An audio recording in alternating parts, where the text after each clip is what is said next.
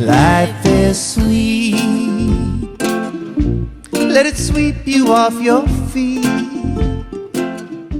Hi, this is Allie and Find Your Joy. And I'm really excited for you to meet someone who is very special to my heart, Karen Kobel. Karen is originally from New York. Oh, that's more Boston than New York. Sorry. But anyways, originally from New York and now living in Vancouver, British Columbia. And there she has an amazing, amazing business, Kahlena Movement Studios, where she does dance and Pilates and yoga and sound baths and meditation. And well, she does a whole lot of stuff. And she's going to tell us a bit about it. Hi, Karen. Hello. Oh my gosh, it's so good to see Yay. you. It's been so long since we've had a good old chin wag, as they say. Yeah, I was trying to think the last time we got a little face to face as opposed to typing. Yes, I know, I know. And we met through a mutual friend, and she was gathering people who love to do different forms of healing, and I just fell in love with you when I got to meet you. So I guess to start, tell us a little bit about your background. Maybe you started in dance. I say that with a question mark. You started in dance. Yeah, And true story. yeah, it is a true story. So great. For right out of the gate, I'm not lying, which is awesome. I try to do that wherever possible. So you studied. So tell me about that. When did you start dancing? Three was probably my first, you get into the toddler dance. And where I'm from, it was always like a ballet and tap dance combo. Oh, okay. So it's ballet, right? Like I love tap dancing. Like, right? Yeah. Oh my gosh, Gregory Hines. I'm just thinking that's the first thing that came to my mind. Yeah. That's awesome. Yeah. So I just find that's a different culture back in New York than it is here. Okay. Do you know what I mean? It's not as huge of a focus here, but anyway. So toddler dance 3, and then I just that was my jam. I did that however many days a week. That's where my parents dropped me off and left me for hours on end. And the main dance studio I grew up at as a kid was very focused on everybody's body can dance, right? Which seems kind of like, oh, but what do you mean? Is it because that's where they didn't want to repeat sort of their past of growing up in hardcore dance studios? Do you know what I mean? Wow. So they were, which is why I feel like I have sort of transitioned into how I teach. Like when I teach dance classes, I'm not teaching for this like hardcore, highly competitive gold medal. Right. We're dancing because we love dancing. I love everybody can dance. That's everybody's body. Everybody, because that's not something that, I mean, now I can think of, now there's a few people out on TikTok, who really promote that. Right. And they tend to be women of larger stature, and they got this whole thing going on. But for many years, I think that wasn't, I love that everybody can dance.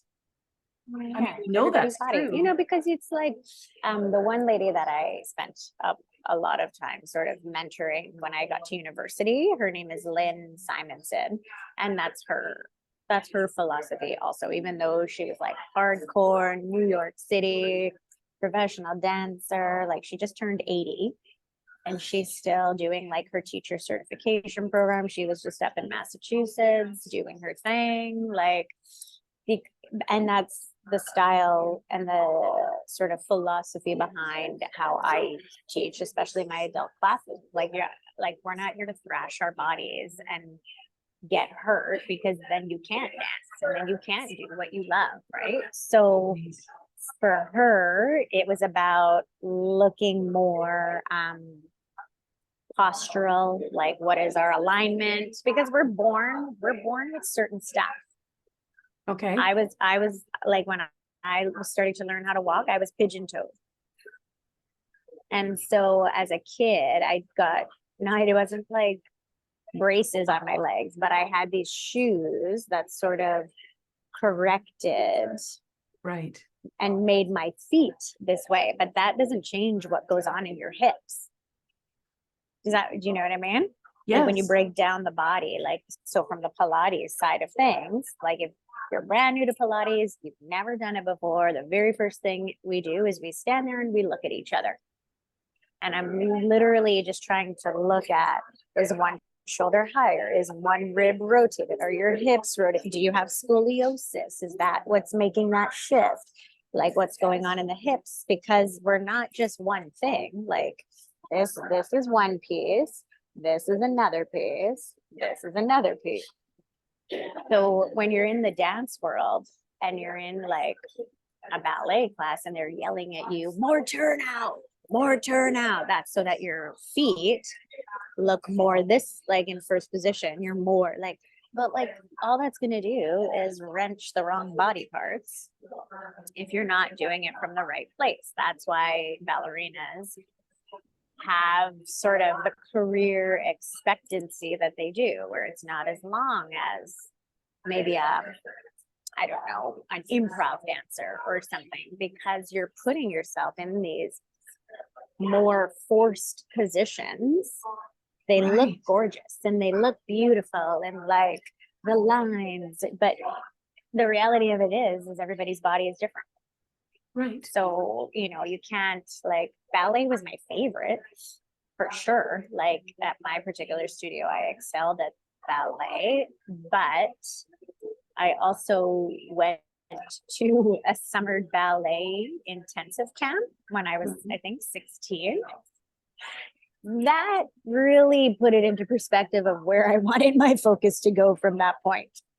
Like, serious, I had like I've had short hair for a while, but like I was the only one rolling in there with like my funked up short cropped hair with all the buns and like Yes. Oh, right. Because there's a whole culture around ballet, right? It's what you know of me is that I do like to break the mold.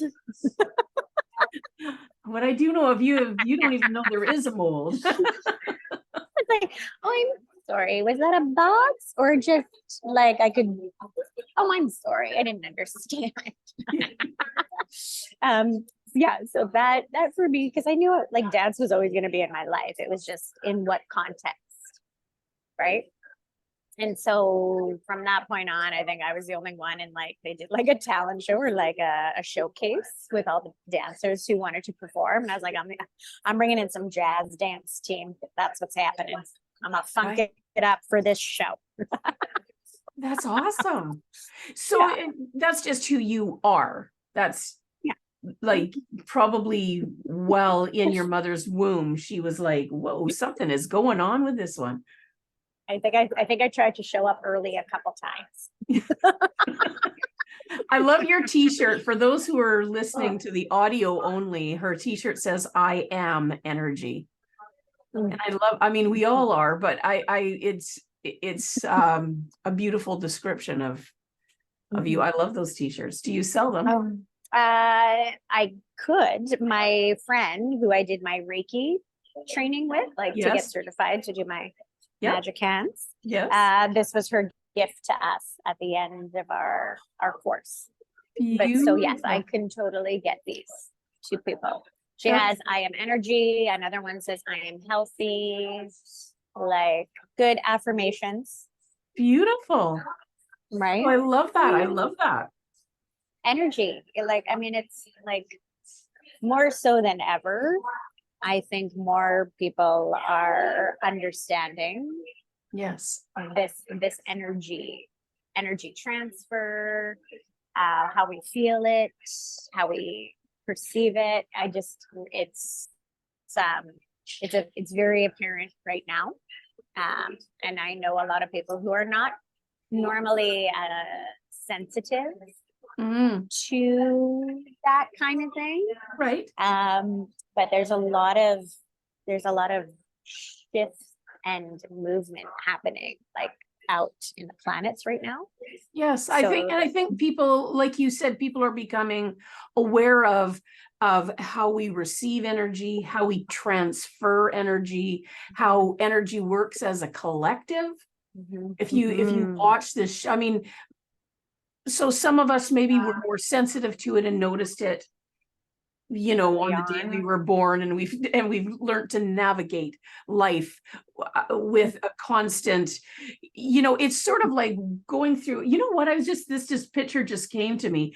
If you're playing kids, you remember those, where they call bumper cars, you're driving those little things along and people are pounding into you and pounding into you, and I think people who tend to be a little bit more aware or sensitive to energies, life can feel a bit like that while you're learning to navigate it, because it can come out of nowhere. And now I think if you didn't notice before, the last 3 years would have brought an awareness that there is energy in words, there's energy in thoughts, there's energy in actions, there's a collective energy, there's a divisive energy, there's just a lot of energy going on.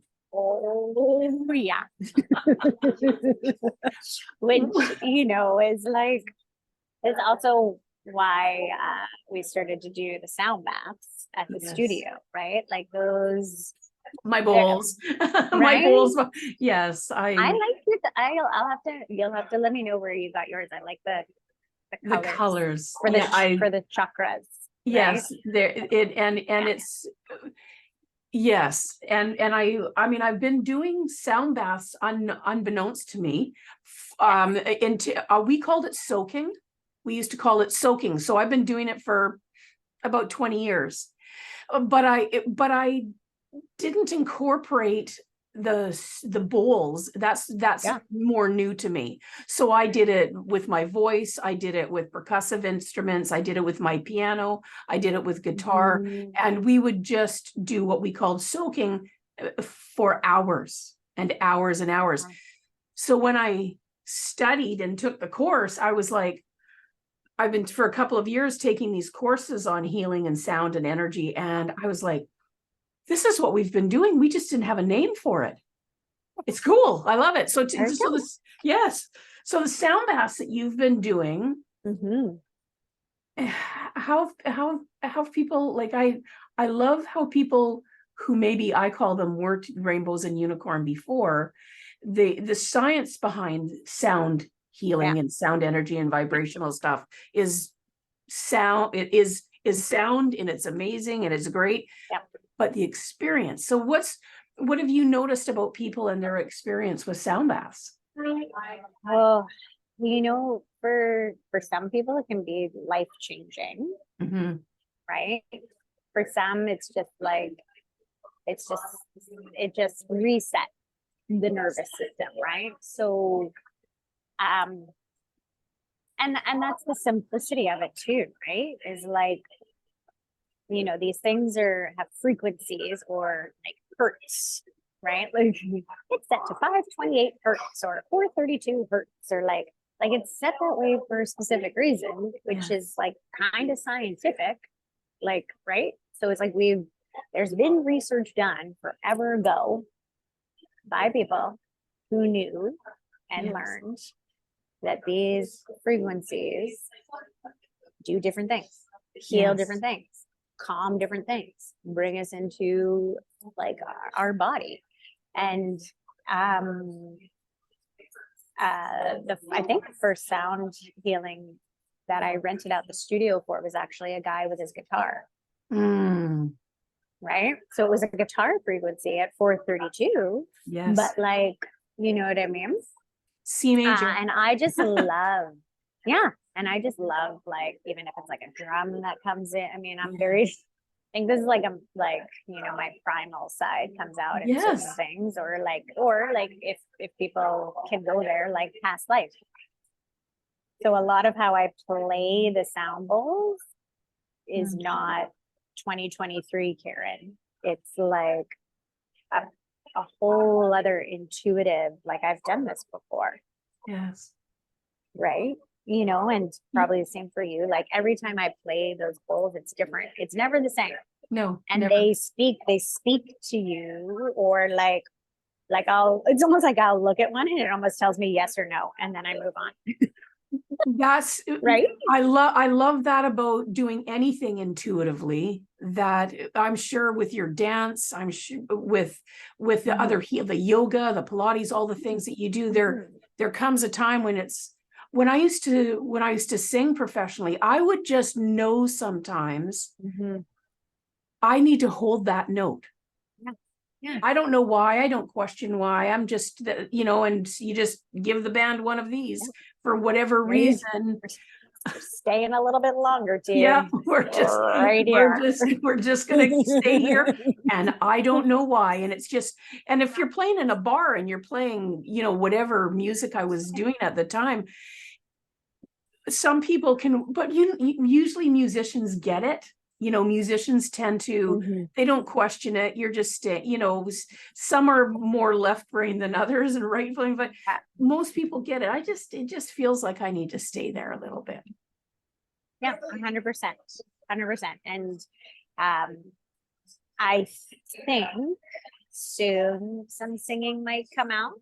That's more of a mental block for me. Right. Do you know what I mean? Like I that's do. more. I do. Right? I absolutely so do. I know I can sing, but there's something up here that's like, oh, not yet. Well, it can be, it's a whole other thing when we use our voice as our instrument. I get that because I've, you know, done that for a long time. And so when we use our voice as an instrument, it is another level of intimacy that is very vulnerable. And I can play on my guitar, my ukulele, my piano, I can play a C and it's going to be a C every time. It is not going to fail me as long as it's tuned. Our instrument of our voice, it can go different. It can go sideways at times, right? I could not realize whatever. You could not realize you had phlegm, or your body might not be sitting right. Learning how to play the instrument of our voice, it has some learning curves. It'll be beautiful. I just know it will be beautiful. And you can even do it starting with a nice soft talking singing and play around with it. You know, it's like because we do because I do a guided meditation. Yes. Right. Depending, like most of the time our themes are new moon, full moon. We wrap the sound bath around, right? The setting of the intentions for the new moon and the releasing of what no longer serves us for the full moon, right? It's, you know, so some things are fairly basic, but then I also give everybody sort of a printout or a quick chat about like this Wednesday's a super full blue moon. Yes. In Pisces. Right? So and it's a blue moon because it's our second full moon of August. Yes. So those things only happen so many years. That's just how it is, right? So we like for that night, like I'm a Pisces. Ooh. And oh yeah.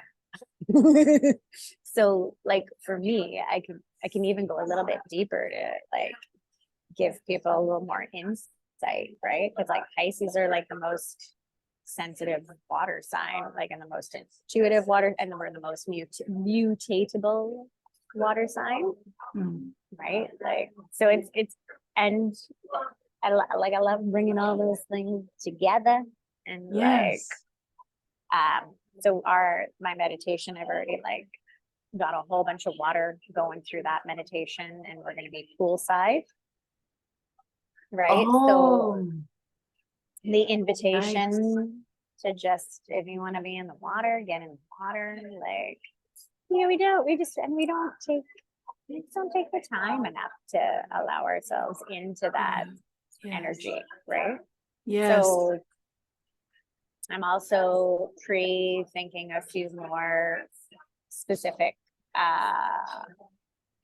water, maybe putting like cleansing or recharging people's water within the singing bowls. Oh, nice. right? Like always with my hands. Yeah, in the course that I know, I love this. And in the course that I don't know if you've ever put water in your singing bowls, in the brass singing bowls, and watch it dance. And it's really interesting. And part of it was for the course, of course, was to teach us about like how our bodies are, whatever, 70-80% water, and how the vibrations and the sound moves water in terms of what healing and shifting is physically capable. So I invite you to take one of your brass bowls and just put some water in it and play the bowl and watch it dance. It's beautiful. Yeah, right? I mean, I love it. I love it. And it's been really nice to have a few more clients at the studio that literally I actually put them all in the same class for a reason. And they're like, one is a shamanic healer, I got a Reiki healer in there, I got a quantum, like, and it's me. And like sometimes in the background we're putting on like specific energy chats that we want to listen to by different healers. I was like, this is a different kind of Pilates class. Yes, it's beautiful. I love it. I love that it's free and it's curious. I love the curiosity. Oh yeah. And like, and sharing it with people who are new to it. Yes. And watching that light bulb go off, like, oh my gosh. Yes. What was that? Yeah, and like something you didn't even know was possible, and then all of a sudden there you are. It's not only possible, you're in the middle of it, you're breathing it, you're experiencing it. It's just, oh my goodness. Look, I am going to what I'm thinking is, if we stop right here, inviting people to learn a little bit more on your website, but I would love it if you'll stay for a second episode and we could move right into that. Yay.